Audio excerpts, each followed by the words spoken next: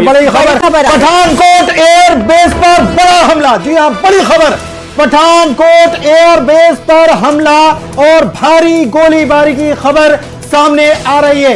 इस वक्त की सबसे बड़ी खबर, और ये वॉर की शुरुआत मान सकते हैं। पूजा, बिल्कुल, ये देखिए पुनीत, जिस तरीके से लगातार भारतीय सेना की तरफ से एकदम मुंहतोड़ कार्रवाई साथ के साथ कर दी जा रही है, ये एक बहुत बड़ा अपडेट है। पठानकोट एयर बेस पर बहुत बड़ा हमला, ये तस्वीरें, ये जो बड़ी खबर लगातार एक के बाद एक आ रही है, ये आपको बताने के लिए काफी है कि किस तरीके से जो भारतीय सेना है वो एक्टिव है, किस तरीके से भारतीय सेना जो लगातार इस बात का जिक्र हमारे भारत के राजनेता हो, सरकार हो, ये करती है कि भाई हमें अगर छेड़ोगे तो नहीं छोड़ेंगे। देखिए पूजा, मैं आपको कह रहा था, जो 6 से ज्यादा मिसाइल, 6 से ज्यादा मिसाइलों को मार गिराया।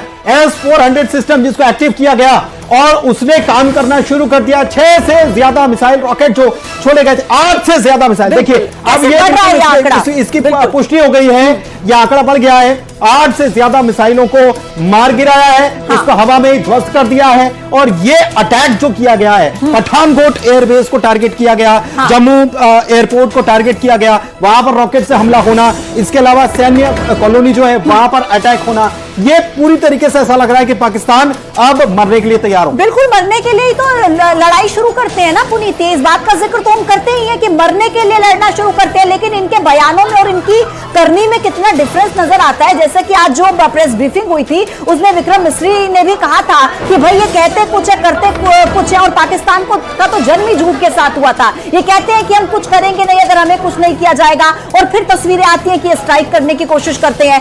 S-400 जिसका इस्तेमाल आज भारत ने पहली दफा किया है, उससे 8 से ज्यादा मिसाइलों को गिरा दिया गया है। और पठानकोट एयरबेस पर बहुत भारी गोलीबारी, ये इस वक्त का बहुत बड़ा अपडेट हम आप तक पहुंचा रहे हैं। भारत ने 8 मिसाइलों को गिरा दिया है। तो ऐसे में देश की जनता, क्योंकि इस वक्त मुझे लगता है भारतीय सेना पर हमारे देश की जनता जितना भरोसा करती है, और पाकिस्तान की जो जनता है वो वहां की सेना को जितनी गालियां देती है, मुझे लगता है कि अब देखिए भारत की जो जनता है उनके मन में कहीं ना कहीं ये संतुष्टि होगी कि हाँ, भारत की सेना एक के बाद एक मुंहतोड़ कार्रवाई कर रही है, मुंहतोड़ जवाब दे रही है। मेजर राकेश इस वक्त हमारे साथ चर्चा में शामिल है। मेजर राकेश, किस तरीके से देखेंगे इसको? पठानकोट एयरबेस पर भारत ने हमला कर दिया, S-400 से 8 मिसाइलों को मार गिराया है, आपका कमेंट चाहेंगे सर इस पर? ओके, बहुत धन्यवाद आपका। और ये बात ये बिल्कुल सही है कि पाकिस्तान अपनी हरकतों से बाज नहीं आ रहा है। जो हमारे देश की जनता है और हमारे देश की जो सेना है, बिल्कुल मुंह तोड़ जवाब दे रही है, और हम बिल्कुल जवाब देने में बहुत सक्षम हैं आज।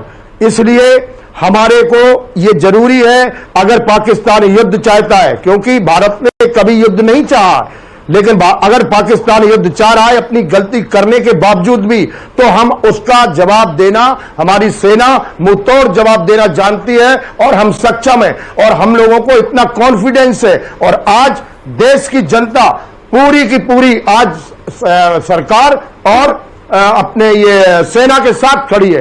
तो जहां तक मैं कहूंगा, अगर पाकिस्तान हरकतों से बाज नहीं आता है या पाकिस्तान युद्ध चाहता है, तो उसमें कोई दो राय नहीं।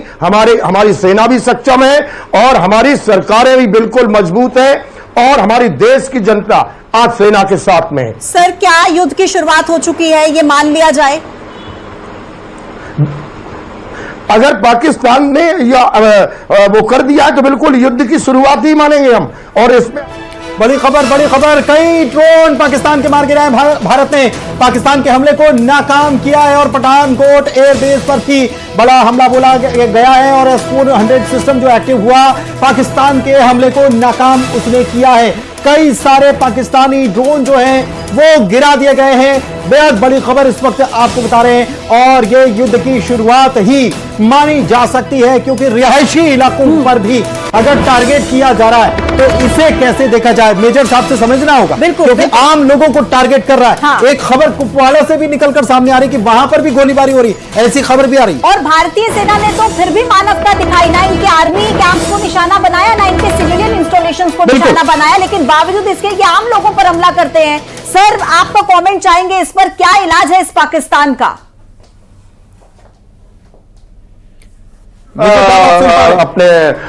मैं ये कहूंगा, बिल्कुल मैं ये कहूंगा कि आप हमारी जो सेना है, इनकी सेना की जब तक कमर नहीं तोड़ेगी तब तक ये आतंकवाद और इस तरीके की नापाक हरकत नहीं करेंगे। तो मैं ये कहूंगा कि युद्ध की शुरुआत हो चुकी है, तो फिर अभी बिल्कुल हम लोग पीछे नहीं होंगे, बिल्कुल मुंह तोड़ जवाब देंगे और पाकिस्तान की जो आर्मी है उसकी कमर तोड़ने का पहले काम किया जाएगा। जहां पर इनके मैन हेडक्वार्टर है वहां पर मिसाइलें दाग करके और इस तरीके से कमर तोड़ी जाए कि इनको फिर वही 71 याद आ जाए। ठीक है, वही 71 याद आ जाए। 1971 याद दिलाने का समय आ गया पुनीत। बिल्कुल बिल्कुल 1971 याद दिलाने का समय आ गया है। लेकिन सर, ये आपसे हम समझना चाह रहे हैं कि ये कल भी अटैक करने की कोशिश की गई थी और कल सारे अटैक नाकाम हो गए, लेकिन यहां पर ये ड्रोन आते हैं और गिर जाते हैं। सबसे पहले खबर आती है कि ड्रोन गिर गया और वहां धमाके की आवाज सुनाई दी। ये कैसे मुमकिन हो पाया होगा? ये देखो, ये तो आप भी समझते हो कि उनकी आवाम भी क्या इनके ऊपर दबाव डाल रही होगी कि हिंदुस्तान हम पे हमला कर रहा है, जबकि हिंदुस्तान ने किसी भी आवाम पर, किसी भी प्रकार के सिविलियन पर वो नहीं किया। मानवता का एक परिचय दिया है जहां पे खराब हो चुके हैं और पूरी तरह से ब्लैकआउट कर दिया है। वैष्णो देवी जो त्रिकुट पर्वत है पूरी तरह से उसको ब्लैकआउट कर दिया गया है। लोगों में अफरा तफरी मच गई है, लोगों में डर का माहौल है, क्योंकि जब भी लड़ाइयां हुई है, जब भी सीजफायर का उल्लंघन हुआ है, शहर को कभी निशाना नहीं बनाया। पहले पुंछ के शहर को निशाना बनाया, अब जम्मू शहर में भी अब जो है उसको निशाना बनाया है। तो लोगों में डर है, खौफ है और बैक टू बैक जो है पाकिस्तान अपनी नापाक हरकत कर रहा है, एक्शन मोड में है। लेकिन हमारी भारतीय सेना के जवान मुंह तोड़ जवाब उनको दे रहे हैं। जी किशोर।